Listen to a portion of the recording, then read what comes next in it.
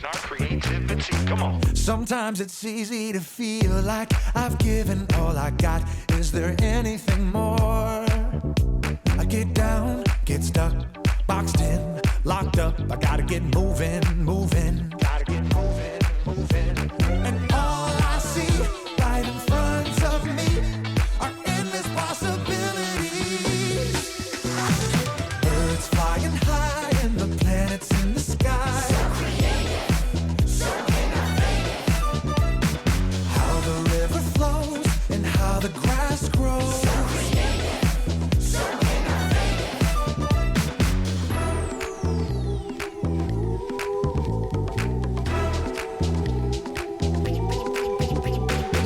Sometimes it's easy to feel like I've given all I got. Is there anything more? I get down, get stuck, boxed in, locked up. I gotta get moving, moving. Gotta get moving, moving. And all I see right in front of me are endless possibilities. Birds flying high and the planets in the sky. So creative, so innovative. How the river flows and how the grass grows. So creative, so innovative. A tiny little seed growing everything we need. So creative, so innovative. Turning sound into a song makes me wanna sing along. So creative, so innovative. All these things, they show me who you are. I'm made by you, created for you, and I'll share you with the world. Birds flying high and the planets in the sky. So creative, so innovative. That's right. How the river flows and how the grass grows. So creative, so innovative. A tiny little seed growing everything we need. So creative, yes you are. So innovative. Turning sound into a song makes me wanna sing along. So creative, so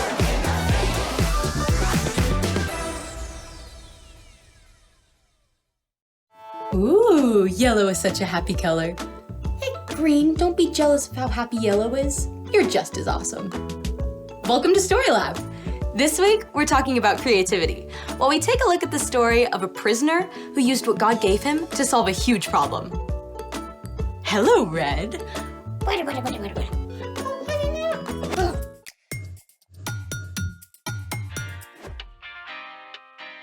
Hey, I'm Skylar, and I'm waiting for... I'm here! I'm Sebastian. Okay, great. Today, we're talking about creativity, which is using your imagination to do something new. What do you have here? A bag of gold. Actually, corn can come in many colors besides yellow. Black and brown. Red and orange, Green and blue. even purple and pink. There are many colors, but this corn is yellow. But why have you brought in the corn? Well, I was at the store and they had so much and they were selling it at a really low price, and I thought we could use it for today's activity. Or someday. It's just that I also went to the store that was having a sale on something. Food coloring. We use a lot of food coloring around here. Right? But they had all 7 colors of the rainbow, and I thought we could use those for our activity today. We have a problem. I guess we didn't plan very well. Maybe we could use our imaginations to find a solution. What's something we can make that uses both corn and food coloring?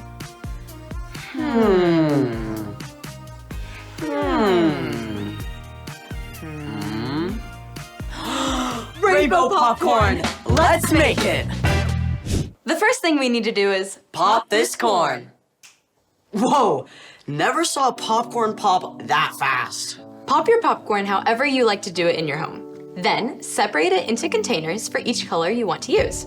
We have 7 colors, so we have 7 bowls of popcorn. Now we need to mix our colors. The color mix includes sugar, milk, and food coloring. We'll also need some heat. since we're working with heat, definitely make sure you've got a grown-up to help you make this.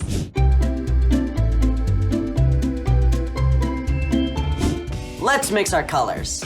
First, we need 1/3 cup of sugar. I love sugar. Me too, maybe a little too much. And we pour it in. Next, you need 2 tablespoons of milk. 1. Ooh. And 2. Finally, we'll need the food coloring. Let's start with purple. Yes, purple. Alrighty. Mix while you add the color. Add as much as you need to make sure you get the color you want. 3 to 4 drops. That purple looks amazing. You want to mix until you can't quite see the sugar granules anymore. It might take 2 or 3 minutes. When it's ready, we add the popcorn to the color, 2 to 3 cups at a time. And we stir quickly to spread the color around. All right, ready? 3, 2, 1, go. Let's go.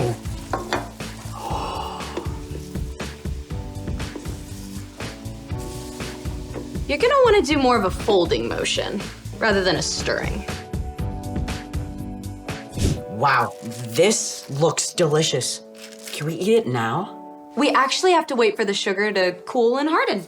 Okay, speaking of waiting, it's time for... The story before the story. Today, we're in book 1 of the Old Testament, Genesis.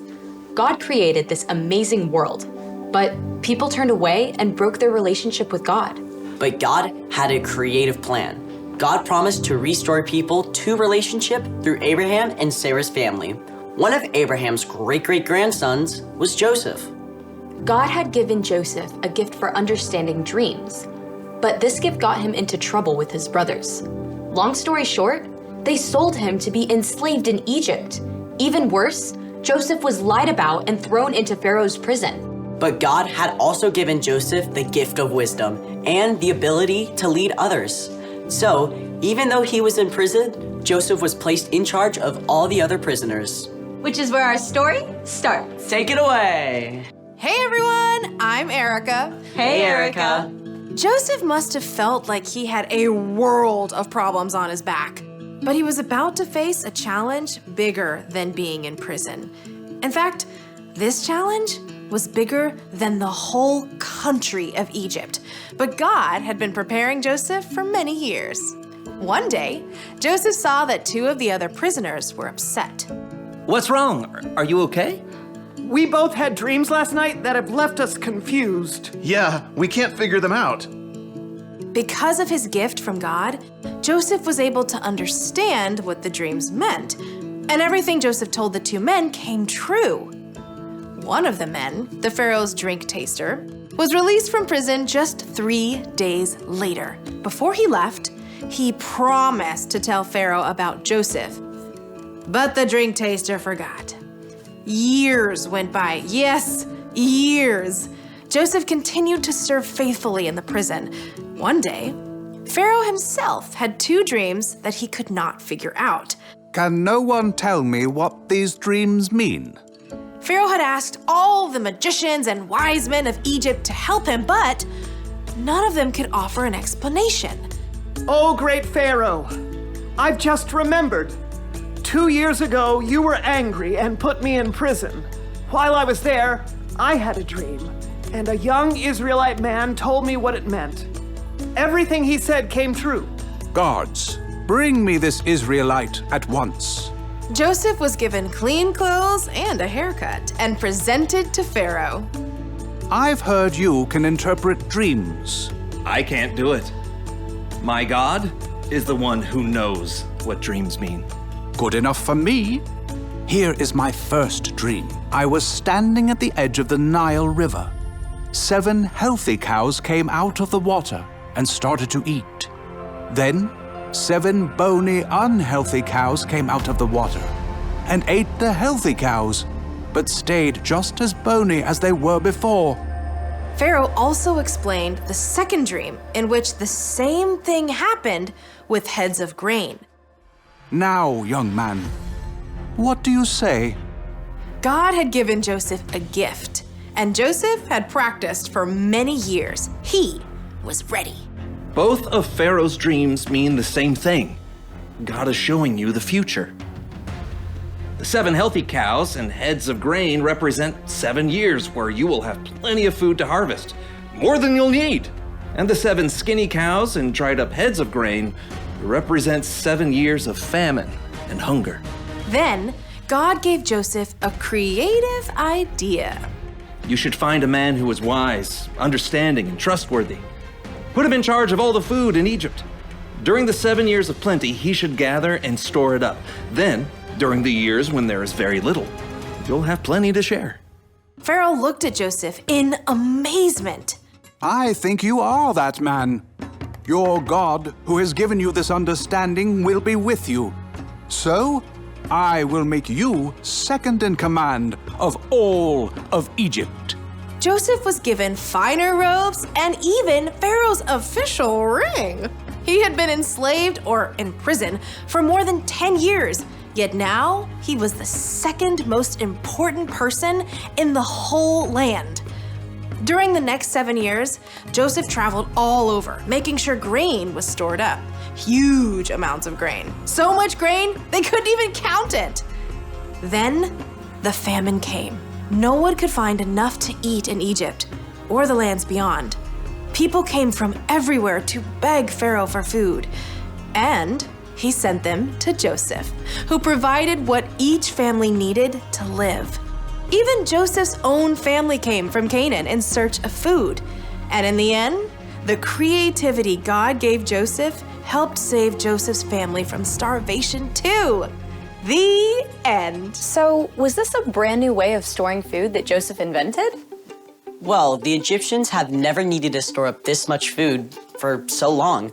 I mean, I can't imagine where I want to put all my popcorn for the next 7 years, along with all the other food. So, What's our part in the story? You may never be imprisoned unfairly or asked to appear before a king, but we all encounter problems to solve in our daily lives. Some can seem smallish, and some can seem really big. Like if I have a disagreement with one of my friends on how to play a game. You can use the creativity God's placed inside you to figure out a new way to play together. I feel like I'm not always that good at that kind of problem solving. Well, remember that God has always been in the business of problem solving. Even when we turned away, God sent Jesus to restore our relationship with God. We're each made in God's image, so we can reflect that problem-solving creativity. But it does take practice. Joseph had to practice his gifts for years before he found himself in front of Pharaoh. So what if I don't know what my gifts are? Well, you can use your imagination to help you figure this out. Think of things you do that seem to make others happy. Maybe writing a story or planning a party. I like making snacks for my friends. I like helping people organize things. Sounds like you're on the right path. See you next time. Bye. Bye, Erica. So here's the thing. You can use what God gave you to solve problems. Just like Joseph did. Just like we used our imagination for Rainbow popcorn. Do you think we should eat it all now or save some for later? We should definitely save some for later, or you're gonna need a creative solution for a tummy ache. Yum. Thanks for joining us in the Story Lab. See you next time. Let's go. Yes, yes. First time.